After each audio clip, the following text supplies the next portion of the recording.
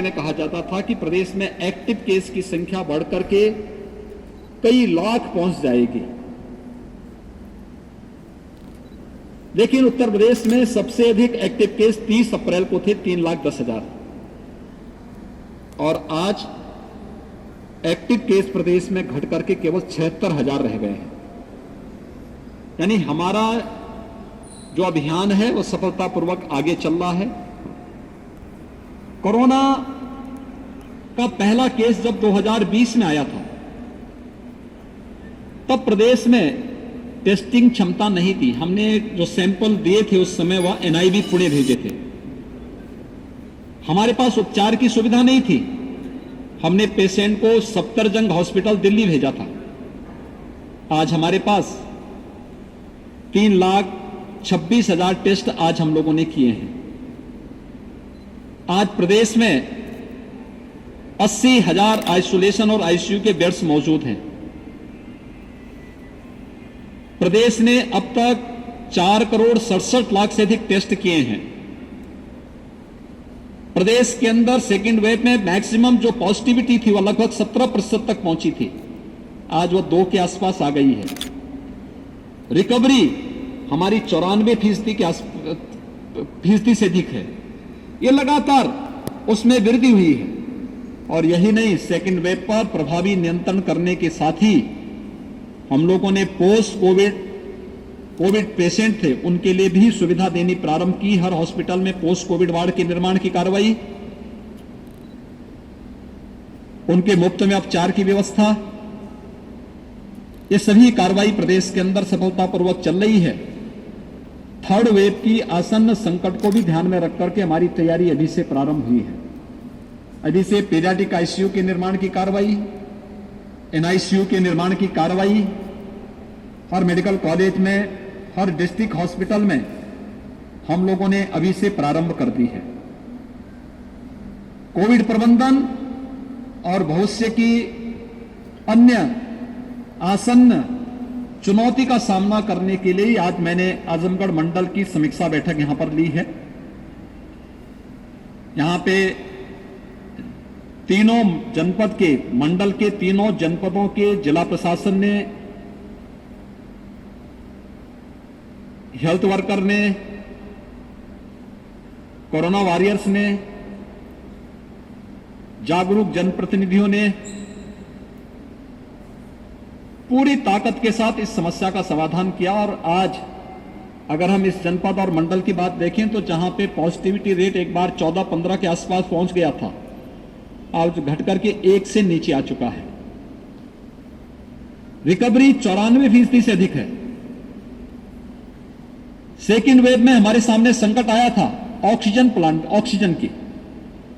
आज हर जनपद को उत्तर प्रदेश के अंदर ऑक्सीजन में आत्मनिर्भर बनाने की दिशा में ऑक्सीजन प्लांट स्थापित किए जा रहे हैं। हम प्रदेश के अंदर 377 से अधिक ऑक्सीजन प्लांट स्थापित करने जा रहे हैं।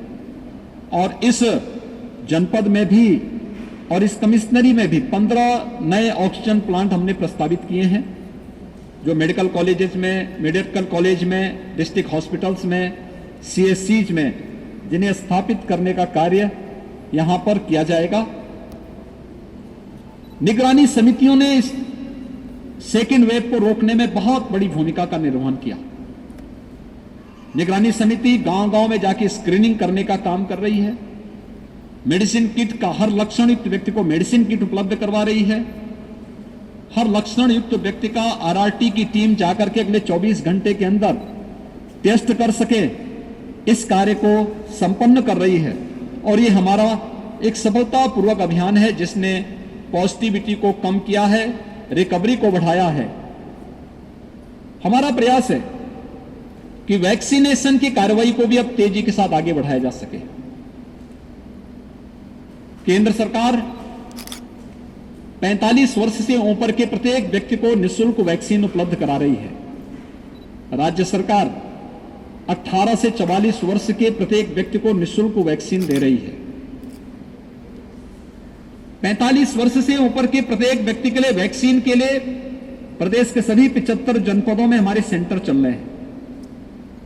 लेकिन 18 से 44 के बीच में वैक्सीन वैक्सीनेशन के इस कार्यक्रम को अभी हमने 23 जनपदों में चलाया और 1 जून से सभी 75 जनपदों में हम इसको चलाने वाले हैं। हमारा पूरा प्रयास है कि हम इस पूरे अभियान में हर एक व्यक्ति को निःशुल्क वैक्सीन उपलब्ध करवा सकें। इस अभियान में हम लोग टारगेट कर रहे हैं खासतौर पर 12 वर्ष से छोटी उम्र के बच्चों के अभिभावकों को।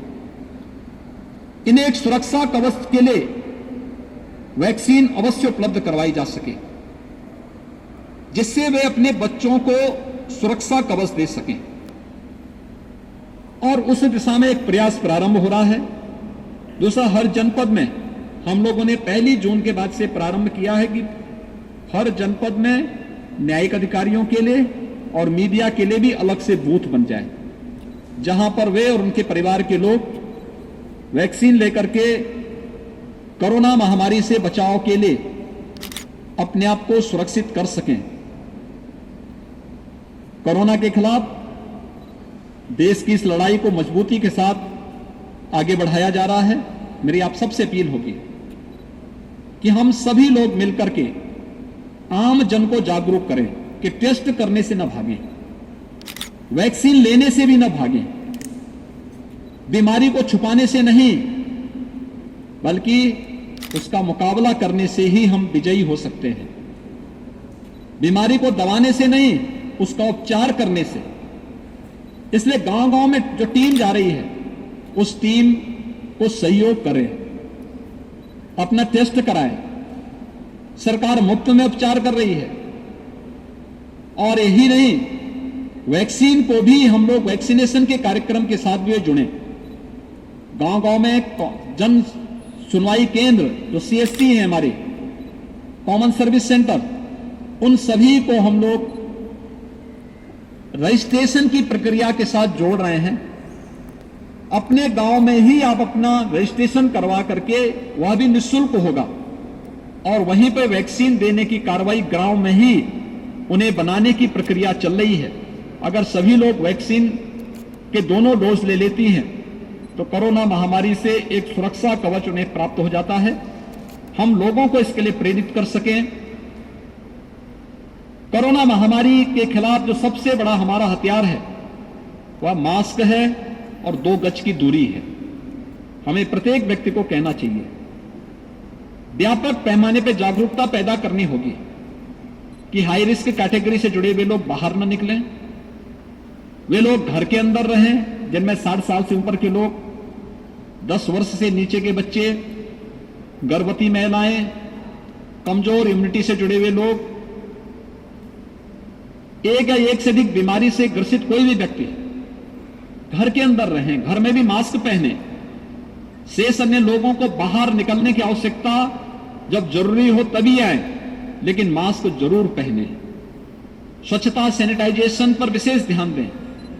सरकार जनता के जीवन और जीविका को बचाने के लिए पूरी प्रतिबद्धता से कार्य कर रही है।